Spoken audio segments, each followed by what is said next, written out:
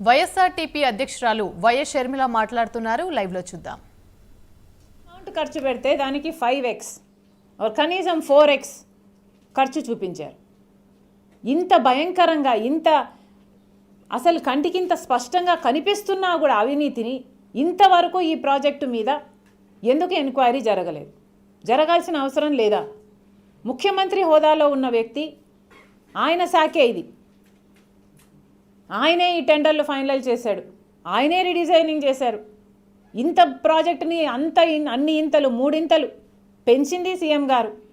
మరి అలాంటప్పుడు ఇంత అవినీతి జరిగితే 70,000 కోట్లు రాజశేఖర రెడ్డి గారు తలపెట్టింది 38,000 కోట్లు అయితే ఎస్కలేషన్ 25% వేసుకున్న 50,000 కోట్లకు పూర్తయిపోవాల్సిన ప్రాజెక్టు 1,20,000 కోట్లు ఖర్చు పెట్టారు అంటే 70,000 కోట్ల అవినీతి అక్కడే జరిగింది అని, జరిగే అవకాశం ఉందని కామన్ మ్యాన్కైనా అర్థమయ్యే విషయం కాదా? మరి అలాంటప్పుడు ఈ ప్రాజెక్టు మీద ఆడిట్ జరగాల్సిన అవసరం లేదా? ఎంక్వైరీ జరగాల్సిన పని లేదా? పోనీ project quality of the works చూసుకుంటే కూడా అసలు క్వాలిటీ అయినా ఉందా చేసిన పనులలో? 1,20,000 కోట్లు ఖర్చు పెట్టారే, పోనీ క్వాలిటీ ఉందా చేసిన పనులలో? ఏం చెప్పాడు కేసీఆర్ గారు? నా రక్తం అన్నాడు, నా మెదడు అన్నాడు, నా చెమట అన్నాడు.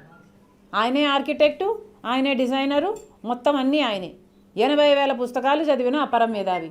మరి దాంట్లో ఇంజనీరింగ్ పుస్తకాలు ఎన్ని చదివాడో నాకైతే తెలియదు. కానీ రీడిజైనింగ్ చేశాక ఇప్పుడు ఏమైంది అని చూస్తే ఈయన కట్టిన ప్రాజెక్టు, ఈయన డిజైనింగ్ చేసిన ప్రాజెక్టు 3 ఏళ్లకే మునిగిపోయింది. అసలు ప్రాజెక్టు పంప్ హౌజుల హైట్ కూడా చూసుకోకుండా కట్టారు. కాంక్రీట్తో కట్టాల్సిన పనులు, వాల్స్ ఇటుకతో కడితే ఎలా నిలబడతాయి? నాసిరకం పనులు, అన్నీ నాసిరకమే.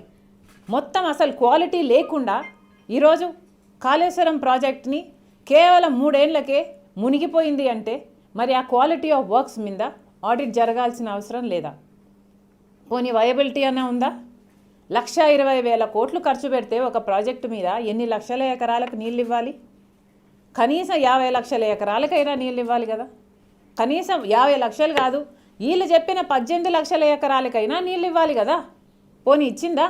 ఒక సంవత్సరం ఏమో 50,000 ఎకరాలకు ఇచ్చిందని వీళ్ళే చెప్తారు, ఇంకో సీజన్ ఏమో 67,000 ఎకరాలకు ఇచ్చిందని వీళ్ళే చెప్తారు. మొన్న అసెంబ్లీలో మంత్రి నిలబడి 1,50,000 ఎకరాలకు నీళ్ళు ఇచ్చిందని చెప్తున్నారే, 18 లక్షల ఎకరాలు ఎక్కడ? మీరు ఇచ్చిన 1,50,000 ఎకరాలు ఎక్కడ? కనీసం 10% కూడా ఇవ్వలేకపోతే, కనీసం 10% కూడా ఇవ్వని ప్రాజెక్టు మీద మరి ఈ వయబిలిటీ ఎలా ఉంటుందనుకున్నారు?